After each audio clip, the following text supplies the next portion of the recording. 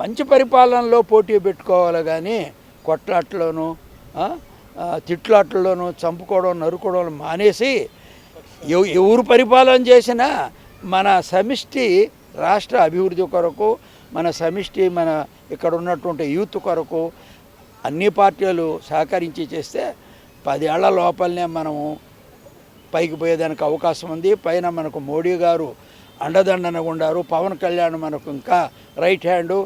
మనకు తెలివితేటల్లో మన చంద్రబాబు నాయుడు మహామేధావి, అందులో సందేహమే లేదు. ఆయన గురించి మనం ఎక్కువ చెప్పదలుచుకోలేదు.